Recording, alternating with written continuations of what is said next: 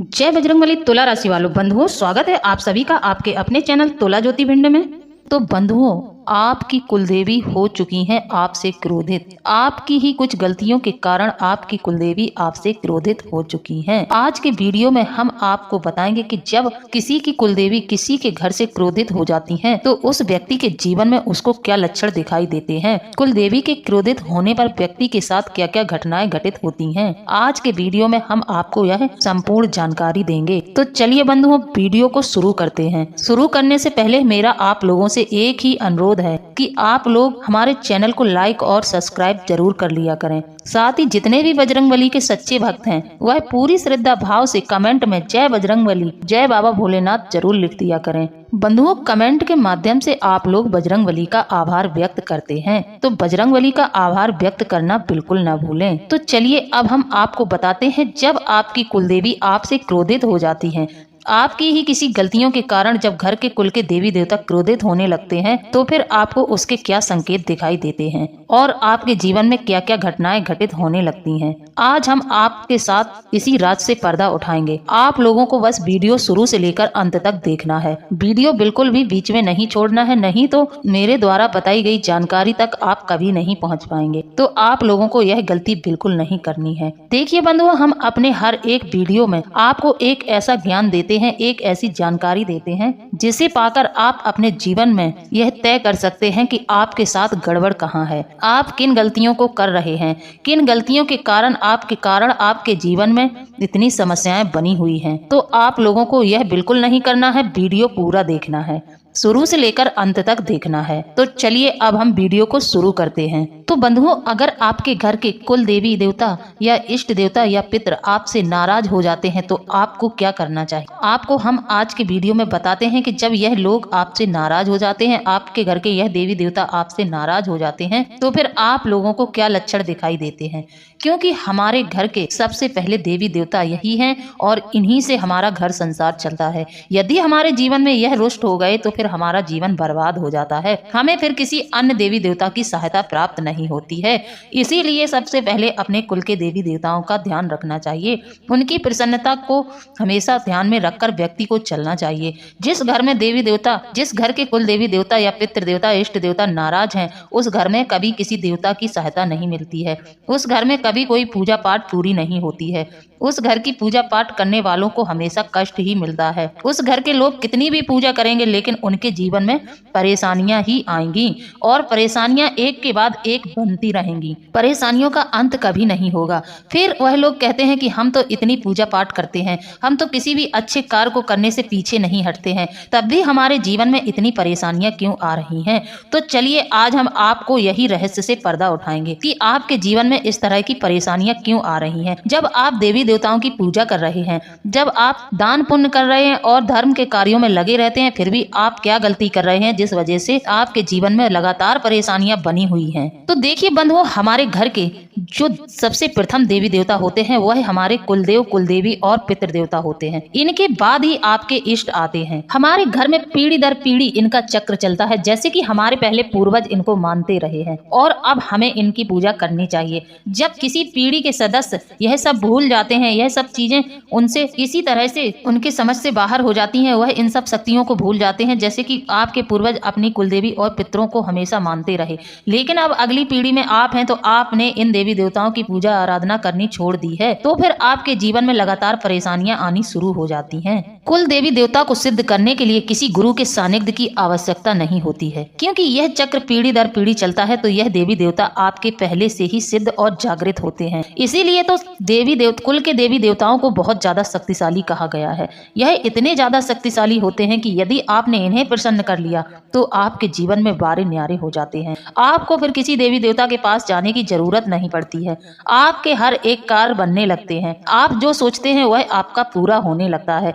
जिन लोगों के घरों में उनके कुल के देवी देवता या पितृ देवों की कृपा होती है, ऐसे व्यक्ति के घर में कभी भी नकारात्मक ऊर्जाएं प्रवेश नहीं करती हैं, क्योंकि दोनों ही आपके मुख्य द्वार पर रहते हैं। उनका स्थान आपके मुख्य द्वार पर है। तो जब यह दो देवी देवता आपके मुख्य द्वार का पहरा कर रहे हैं, आपकी हर तरह से रक्षा कर रहे हैं, तो फिर आपके घर के अंदर कभी कोई परेशानियां प्रवेश कर ही नहीं सकती है। इसीलिए तो कभी कभी आपने देखा होगा कि जिन लोगों के पूर्वज और कुल देवी देवता प्रसन्न होते हैं, तो उनके ही किसी घर के सदस्य पर इनकी सवारी आने लगती है, और जब यह सवारी आती है तो घर में सब कुशल मंगल कर देती है।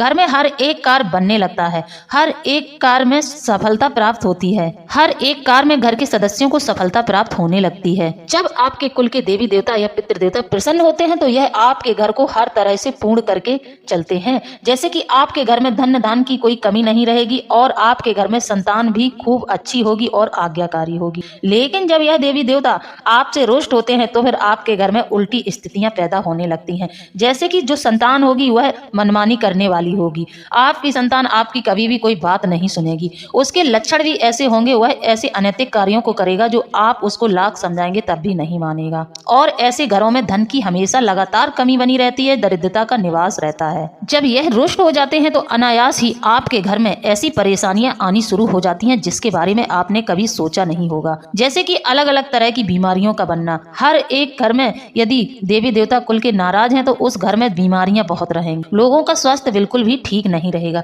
क्योंकि अब उस घर में नकारात्मक शक्तियां वास कर रही हैं। और नकारात्मक शक्तियां जब वास करती हैं तो घर में नकारात्मकता को इतना ज्यादा बढ़ा देती हैं कि हर एक व्यक्ति की मानसिकता को दूषित कर देती हैं। जब मानसिकता व्यक्ति की दूषित होती है तो घर में सारे कार्य अनैतिक होते हैं। जिन कार्यों को करने से व्यक्ति का अहित होता है, व्यक्ति उन्हीं कार्यों को करने लगता है, क्योंकि उस घर में नकारात्मक शक्तियों का प्रभाव बहुत ज्यादा बढ़ा हुआ है। तो इसलिए बंधुओं, आप लोगों को मैं आज फिर से यह बात बता रही हूँ कि यदि आप अपने कुल के देवी देवता को नहीं मानते हैं, उनको पूजा भोग प्रसादी आदि नहीं देते हैं, उनको समय समय पर याद नहीं करते हैं, तो फिर आपके जीवन में कभी भी सुख शांति नहीं रहेगी। कई लोगों का सवाल यह है, कई लोगों ने अपनी कुंडली भी दिखाई है, उनकी कुंडली में सारे ग्रह नक्षत्र अच्छे होते हुए भी उनके जीवन में लगातार परेशानियां बनी हैं। कोई ग्रह उनको पीड़ित नहीं कर रहा है, फिर भी वह बहुत ज्यादा पीड़ित हैं। कारण यही है कि आपके कुल के देवी देवता आपसे रुष्ट हो चुके हैं। अब यह देवी देवता जब आपसे रुष्ट हो जाते हैं, तो फिर आपके घर में नकारात्मक शक्तियों का वर्चस्व बढ़ जाता है। फिर आपके घर में भूत प्रेत यह सब आपके घर में घूमने लगते हैं, आपके घर से ही यह भोग प्रसादी लेते हैं, और यह इतने बली हो जाते हैं कि आपके हर एक अच्छे कार्य में बाधा पहुंचाते हैं। ऐसे व्यक्ति के घर से बीमारियां जाने का नाम नहीं लेती हैं, पैसा आने से पहले ही जाने का रास्ता बना लेता है, काम धंधे सारे ठप होने लगते हैं, और व्यक्ति एक चिंतित जीवन जीने लगता है, वह हमेशा चिंताओं से घिरा रहता है। ऐसे व्यक्ति की मान प्रतिष्ठा पर भी आंच आ जाती है। ऐसे व्यक्ति को समाज में कहीं भी मान सम्मान प्राप्त नहीं होता है। जिस घर के कुल देवी देवता नाराज होते हैं, तो उस घर में इनकम पर सबसे पहले असर पड़ता है, क्योंकि इनकम पर असर पड़ना स्वाभाविक है। उस घर के व्यक्ति को नकारात्मक ऊर्जाओं ने घेर रखा है। अब यह नकारात्मक ऊर्जाएं उसको कुछ सोचने नहीं देंगी। जब उसका बुद्धि विवेक कार्य नहीं करेगा, तो उसके जो धन आगमन के जो रास्ते हैं वह धीरे धीरे पूरी तरह से बंद हो जाएंगे। अब इस स्थिति में व्यक्ति को कुछ भी समझ नहीं आता है कि वह क्या करे। इन नकारात्मक शक्तियों का प्रभाव इतना बढ़ जाता है, कई लोगों के घर में यह घटनाएं जरूर हुई होंगी कि कर्ज में दबने के कारण व्यक्ति ने आत्महत्या कर ली। कर्ज से इतना ज्यादा व्यक्ति दब जाता है कि वह फिर और किसी रास्ते को नहीं चुनता है, वह यही रास्ता चुन लेता है, और कई लोगों के घर में यह दुर्घटनाएं घटित हो चुकी होंगी। ऐसे घरों की एक मूल समस्या यह भी होती है कि ऐसे घरों में कभी संतान उत्पन्न नहीं होती है। यदि संतान उत्पन्न होती है तो लड़कियां ही लड़कियां उत्पन्न होती हैं, लड़के नहीं होते हैं। तो इन्हीं की मेहरबानी होती है। अगर आपके कुल के देवी देवता चाहे तो आपको राजा बना दें, अगर यह चाहे तो आपको भिखारी बना दें। इन्हीं की कृपा से आपका घर संसार चलता है। बाकी के देवी देवता बाद में आते हैं। आप यदि इनको प्रसन्न करते हैं तो सारे देवी देवता आपसे प्रसन्न रहते हैं। इसीलिए तो हमारे पुराणों में भी कुल देवी की पूजा और पितरों की पूजा प्रथम बताई गई है। अब यह रुष्ट क्यों होते हैं, आपके कुल के देवी देवता आपसे रुष्ट क्यों होते हैं? एक बात और मैं आपको भली भांति समझा दूं, जब यह रुष्ट होते हैं तो इनका प्रभाव पूरे परिवार के लोगों पर होता है, लेकिन जब आपके इष्ट रुष्ट होते हैं तो उसका प्रभाव सिर्फ और सिर्फ आप पर ही पड़ता है, क्योंकि इष्ट देव आपके होते हैं। एक घर में अलग अलग इष्ट देव भी हो सकते हैं। मान लीजिए कि आपकी राशि वृश्चिक है तो आपके इष्ट देव हनुमान जी हैं। यदि आपकी राशि कुंभ है तो आपके इष्ट देव भगवान शिव होंगे। तो इसी तरह उस घर में जितने सदस्य हैं सबके इष्ट देव अलग अलग होंगे, लेकिन एक घर में कुल देवी देवता और पितृ देवता एक ही होंगे। यानी कि इनकी पूजा किए बिना आपकी नैया पार कभी नहीं लगेगी। इसीलिए जब आपके घर में आपके इष्ट देव नाराज होते हैं तो उसका प्रभाव सिर्फ और सिर्फ आपके ऊपर होता है, लेकिन जब कुल के देवी देवता या पितृ देवता नाराज होते हैं तो फिर उसका प्रभाव आपके पूरे परिवार पर दिखाई देता है। अब हम आपको सबसे पहले पितरों के रुष्ट होने का कारण बताते हैं। तो पितरों के रुष्ट होने का कारण क्या होता है? इसका सबसे बड़ा कारण होता है अमावस्या का न निकालना। जैसे कि जिन घरों में हर माह अमावस्या पड़ती है, उस अमावस्या के दिन पितरों के निमित्त कुछ भी दान पुण्य नहीं किया जाता है, तो ऐसे घरों में पितरों की कृपा नहीं रहती है। इसी प्रकार जब घर में किसी मांगलिक कार्य को किया जाता है, कोई मांगलिक कार्य होता है, तो उस समय आपको अपनी कुलदेवी और पितृदेवता को पूजा इत्यादि जरूर देनी चाहिए। उन्हें याद जरूर करना चाहिए और उनके आशीर्वाद को लेकर ही किसी मांगलिक कार्य को संपन्न कराना चाहिए। जिन घरों में कुल के देवी देवताओं को याद नहीं किया जाता है, उन घरों में बहुत ज्यादा समस्याएं आती हैं और किसी भी मांगलिक कार्य को करने में बहुत कठिनाई का सामना करना पड़ता है। जैसे कि मांगलिक कार्य पूरा हो जाएगा तब भी आपके घर में कोई ना कोई परेशानी आ जाएगी। इसका कारण यही है कि इस वजह से आपके घर में निरंतर समस्याएं बनी रहती हैं। आप लोग अपने इष्ट और कुल देवी देवता को प्रसन्न नहीं करते हैं, उनकी आज्ञा का बिल्कुल भी मान नहीं करते हैं। आपके घर में किसी भी कार्य को यदि संपन्न कराया जा रहा है तो सबसे पहली स्वीकृति आपको इन्हीं से लेनी चाहिए, तब आपको जाकर किसी कार्य को संपन्न कराना चाहिए। यदि आप इनकी आज्ञा नहीं ले रहे हैं, इनका आशीर्वाद आपको प्राप्त नहीं हो रहा है, तो फिर आपके किसी भी अच्छे कार्य में विघ्न आ जाएगा। कई लोग कहते हैं कि हमने तो अच्छा किया था फिर भी हमारे साथ बुरा हो गया, तो कहीं न कहीं वह लोग इन सब गलतियों को कर रहे हैं। और ऐसे घर में जब नकारात्मक शक्तियां बहुत ज्यादा बढ़ जाती हैं या फिर भूत प्रेतों का बहुत ज्यादा वर्चस्व बढ़ जाता है, तो ऐसे लोगों के घरों के जब लोग अपने घर के सदस्यों को लेकर किसी भगत या तांत्रिक के पास जाते हैं, तो भगत तांत्रिक कभी भी इन शक्तियों को हटा नहीं पाता है, क्योंकि वह इन शक्तियों को हटाने में कभी भी कामयाब नहीं होता है। 10 दिन के लिए वह पीड़ित व्यक्ति सही रहेगा, 10 दिन बाद उसके साथ ज्यों की त्यों स्थिति फिर से होने लगेगी। वह कभी भी हटा नहीं पाता, क्योंकि आपके कुल के देवी देवता आपके साथ नहीं है। इसीलिए तो पीड़ित व्यक्ति को जब आप किसी भक्त के पास लेकर जाते हैं तो भगत कह देता है कि आपके घर में आपके कुल के देवी देवताओं का साथ आपको नहीं मिल रहा है, वह आपसे प्रसन्न नहीं है। वह भगत स्पष्ट रूप से आपको बता देता है, इसलिए हम इस नकारात्मक शक्ति का बंधन करने में असमर्थ हो रहे हैं। इसलिए यह नकारात्मक शक्ति को हम हटाने में कामयाब नहीं हो रहे हैं, क्योंकि आपके कुल के देवी देवता आपसे रुष्ट हैं और उनका आशीर्वाद आपके साथ नहीं है, तभी यह नकारात्मक शक्तियों का वर्चस्व बढ़ा हुआ है।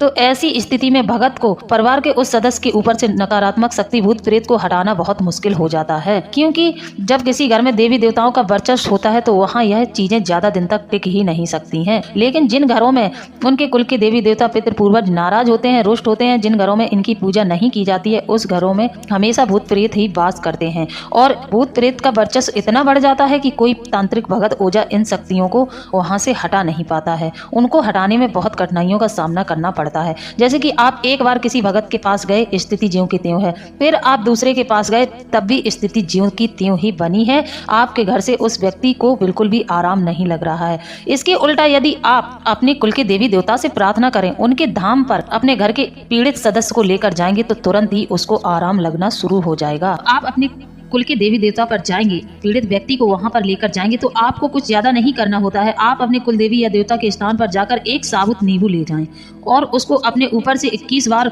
उसार लें। उसे 2 भागों में काटकर एक भाग को दूसरी दिशा की ओर और दूसरे भाग को दूसरी दिशा की ओर फेंक दें। ऐसा करने से भी आपकी समस्याओं का अंत शुरू हो जाता है। आपके जीवन में जो भी समस्याएं होती हैं वह समाप्त होने लगती हैं। इसके बाद आप अपने कुल देवी देवता से क्षमा मांगकर वहाँ अच्छे से पूजा पाठ करें या करवाएं। किसी को दान दक्षिणा भी दें, आप दान भी करें, वहाँ पर कन्या भोज भी कराएं। ऐसा करने से आप देखेंगे कि आपके जीवन में तुरंत ही एक झटके से परिवर्तन आता है। लेकिन आपको समस्या का पता होना चाहिए। जब कोई भगत ओझा आपको यह स्पष्ट रूप से बता देता है, तब तो आप यह कार्य संपन्न करा सकते हैं। इस कार्य को करने से आपको 100% लाभ मिलेगा। पुराणों से सुनते चले आ रहे हैं, पुराणों में भी यह लिखा है, जब किसी कुल के देवी देवता रुष्ट हो जाते हैं तो उस कुल का नाश भी कर सकते हैं। इसलिए उनकी कृपा पाने के लिए पूजा करते समय कुछ चीजों का जरूर ध्यान रखें। शास्त्रों के अनुसार कुल देवी और कुल देवता की कृपा पाने के लिए रोजाना सुबह शाम उनको भोग लगाना बहुत अनिवार्य होता है। आप अपने कुल देवी के नाम का भोग जरूर निकालें। लोग इन सब चीजों पर ध्यान नहीं देते हैं, इन सब बातों को अनदेखा करते हैं। जैसे कि आपके घर में लगातार समस्याएं बनी हुई हैं, तो आप अपना ध्यान इस जगह पर जरूर दें। कहीं आपके कुल देवी देवता रुष्ट तो नहीं है? क्यों आपके साथ इतनी समस्याएं आ रही हैं? क्यों आपके घर में परिवार के लोगों को इतनी पीड़ाएं हो रही हैं? जब यह लोग रुष्ट होते हैं तब आपके घर में नकारात्मक शक्तियों का वर्चस्व बढ़ जाता है। जब घर में नकारात्मक शक्तियां बढ़ जाती हैं तो परिवार के सदस्यों सदस्यों में अलग अलग लक्षण दिखाई देते हैं। जैसे आप किसी कार्य को करेंगे तो उसमें आप हमेशा असफल होंगे। साथ ही घर में कोई न कोई एक ऐसा व्यक्ति होगा जो निरंतर किसी न किसी बीमारी से पीड़ित होगा। इसका सीधा लक्षण एक और यह भी है कि उस व्यक्ति के शरीर पर लाल काले रंग के चत्ते पड़ने लगेंगे, जैसे किसी ने चिकोटी काटी हो, किसी ने उसको नोच लिया हो। सुबह होते ही व्यक्ति के शरीर पर इस तरह के निशान दिखाई देंगे। इसका यही एक कारण है कि आपको नकारात्मक शक्तियों ने काटा है। आपके घर में नकारात्मक शक्तियों का वर्चस्व बहुत बढ़ गया है। अब जैसे कि कई लोगों को यह पता ही नहीं होता है कि उनके कुल के देवी देवता हैं कौन, वह किसकी पूजा करें, उन्हें अपनी कुलदेवी का ही पता नहीं है। तो उन लोगों के लिए एक उपाय हम बताना चाहते हैं कि उन लोगों को करना यह है कि एक सुपारी ले लें, उसमें अच्छी तरह से कलावा लिपेट दें। इसे कुलदेवी का प्रतीक रूप समझकर अपने पूजा स्थान पर स्तंभित कर दें, वहां पर आप इनकी स्थापना कर दें। फिर आप सुबह शाम उस सुपारी की पूजा करें। यह आपकी कुलदेवी का स्वरूप होगा। तब भी आप लोगों को सफलताएं मिलनी शुरू हो जाएंगी। आपके कुल के देवी देवता आपसे प्रसन्न होने लगेंगे। तो देखिए बंधुओं, कुल के जो देवी देवता होते हैं उनका सुरक्षा चक्र सर्वाधिक महत्वपूर्ण होता है। उनकी सुरक्षा आशीर्वाद के बिना किया गया पूजा पाठ सफल नहीं हो पाता है तथा घर में नकारात्मक शक्तियों का प्रवेश होता जाता है, जिससे परिवार पर कई प्रकार के संकट आते हैं। कुल देवी देवता का पूजन, उनको नए घर में ले जाने की विधि सभी कुल अपनी अपनी परंपराओं के अनुसार ही करते हैं। कोई सार्वभौमिक विधि नहीं है। आपके लिए उचित होगा कि आप अपने कुल के किसी वृद्ध व्यक्ति से इस संबंध में मार्गदर्शन लें। उनसे पूछें कि आपके कुल के देवी देवता कौन है, आपकी कुलदेवी कौन है। तो बंधुओं, जिन लोगों के जीवन में बहुत समस्याएं चल रही हैं, जिन लोगों के जीवन में निरंतर परेशानियां बनी हुई हैं, उन लोगों को सबसे पहले अपने कुल के देवी देवताओं को प्रसन्न करना चाहिए। आप कुल के देवी देवताओं को मनाने के लिए सबसे उत्तम तरीका यह है कि महीने में एक बार अमावस्या आती है, तो आप अमावस्या के दिन गाय के कंडे को सुलगाएं। उस दिन आप पंचदेव को भोग जरूर दें। तो आप लोगों को करना क्या है, आप एक गाय के उपले को जला लें, उस पर आप जो भी भोग आप देना चाहते हैं, या फिर आप बतासे ही रख सकते हैं। आपके पास मिश्री है तो आप मिश्री रख लें, बतासे रख लें। फिर आपको करना क्या है, आपको लौंग के जोड़े ले लेना है। दो दो जोड़ा करके आपको 10 जोड़े लौंग के रखने हैं, और आपको 10 टिक्की और आपको 5 टिक्की कपूर की रख लेनी है। अमावस्या के दिन आप यह कार्य या तो अपने पूजा घर में कर सकते हैं, या फिर अपने घर के ब्रह्म स्थान यानी कि अपने आंगन में भी कर सकते हैं। तो आपको करना क्या है, आपको सर्वप्रथम पहला भोग आपको गणेश जी के नाम का देना है, और दूसरा भोग अपने गुरु के नाम का देना है। यदि आपके कोई गुरु नहीं है तो आप दूसरा भोग भगवान शिव को भी दे सकते हैं। तीसरा भोग आपको अपने ग्राम देवता के नाम से देना है। चौथा भोग आपको अपने पितृ पूर्वजों के नाम से देना है, और 5वां भोग आपको अपनी कुलदेवी के नाम का देना है।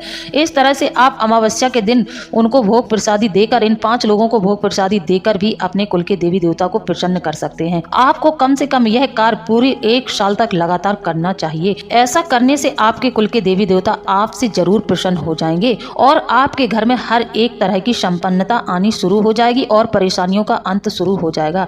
ऐसा करने से आपको 100% लाभ मिलेगा। आपके जीवन में जो लगातार परेशानियां बनी हुई हैं, उन परेशानियों का अंत हो जाएगा। तो बंधुओं, आप लोगों को मेरे द्वारा दी गई जानकारी कैसी लगी है? यदि जानकारी अच्छी लगी है तो आप हमें कमेंट में जरूर बताएं, या फिर आपका कोई सवाल हो वह भी हमसे कमेंट में आप पूछ सकते हैं। हम आपके प्रश्नों का जवाब जरूर देंगे। इसी के साथ अब हम वीडियो को समाप्त करते हैं। मिलते हैं अगले ज्ञानवर्धक वीडियो में। जय बजरंगबली, जय बाबा भोलेनाथ। धन्यवाद।